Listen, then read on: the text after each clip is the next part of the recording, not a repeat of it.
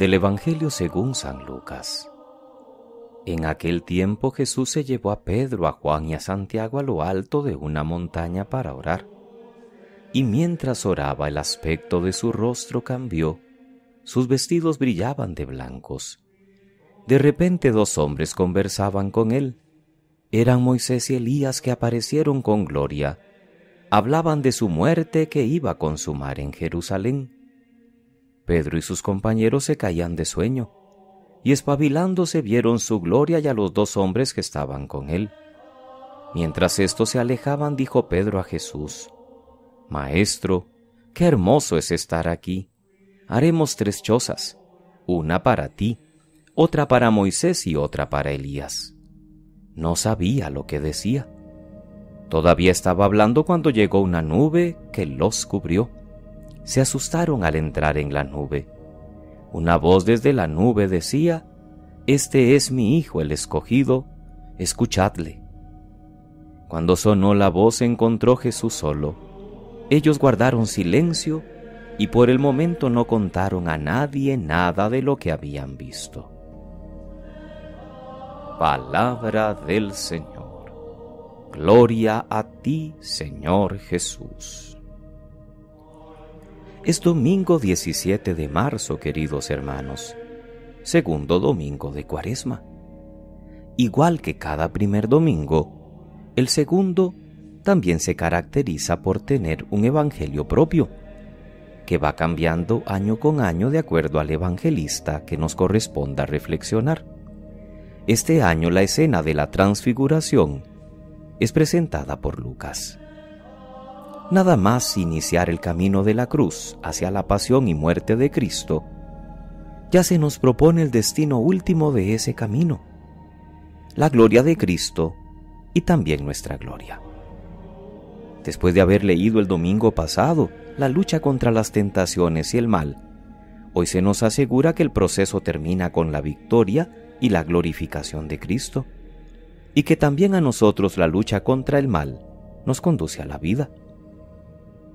Por eso en nuestro camino cuaresmal no debemos olvidar nunca de pedir a Dios que esta Eucaristía, que cada día celebramos, nos prepare a celebrar dignamente las fiestas pascuales. Por eso no olvidemos de pedir en nuestro camino cuaresmal que nos ayude el Señor a preparar la celebración digna de las fiestas pascuales.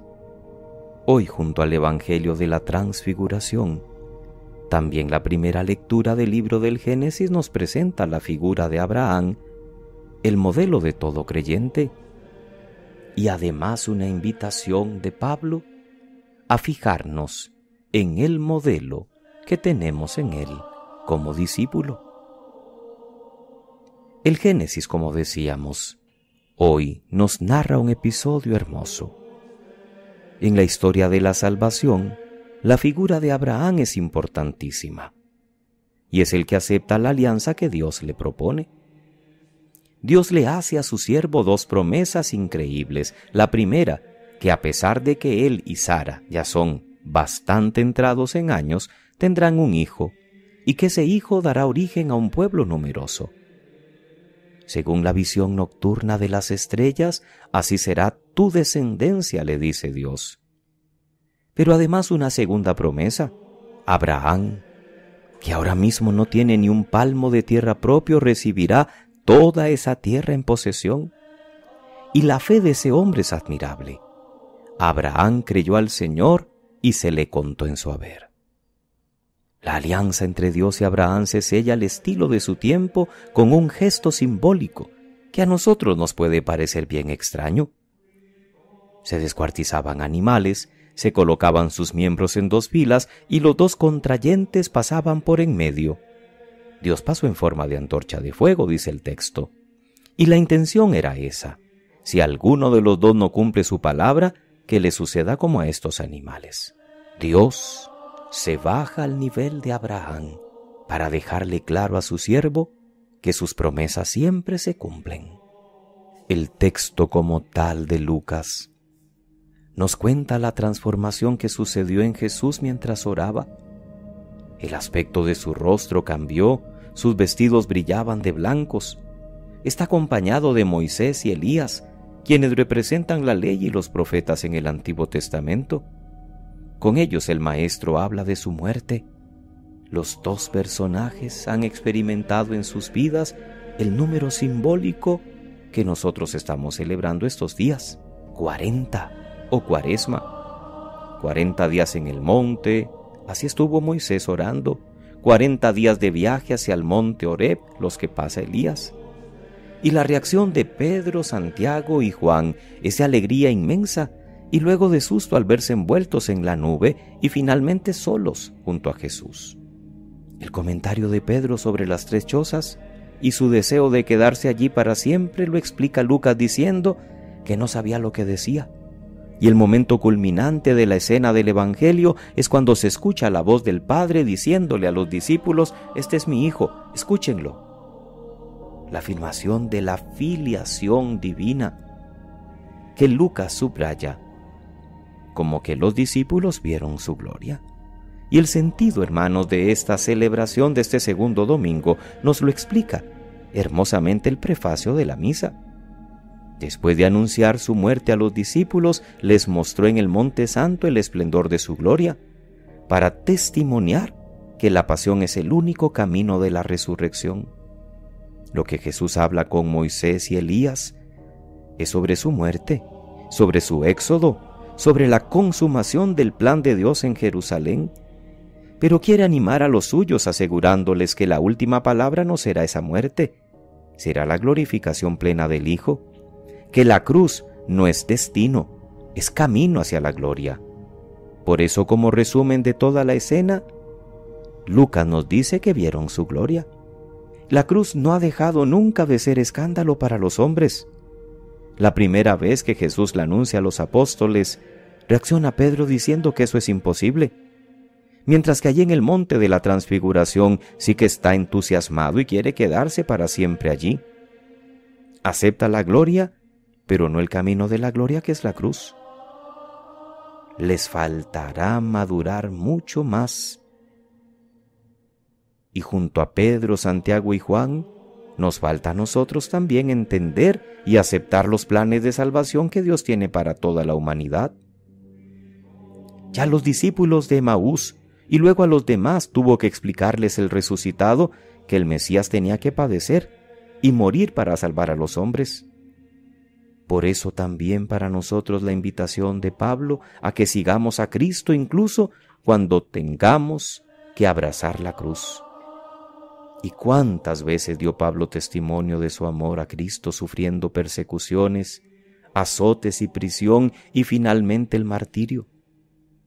Ser fieles a Dios puede exigirnos a veces superar con energía y decisiones las tentaciones del camino.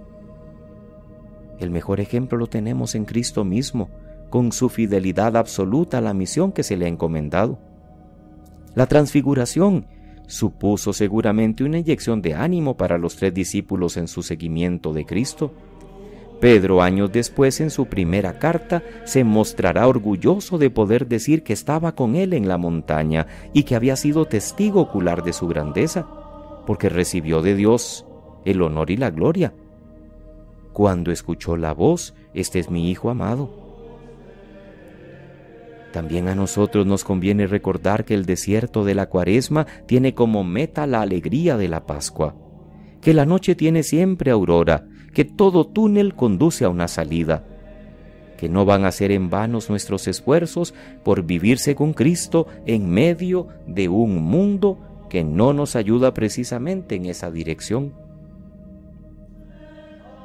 Dejémonos transformar según la enseñanza de Pablo en la segunda lectura. Que seamos también nosotros conformes al modelo de su condición gloriosa que tenemos. Estamos destinados a compartir con Cristo Jesús su existencia pascual. No fue fácil para Abraham creer lo que le prometía el Señor. No fue fácil para Pablo dejar atrás su condición de fariseo y empezar a vivir según el ejemplo de Cristo Jesús hasta llegar a decir: «Imiten lo que yo trato de vivir en mi propia vida».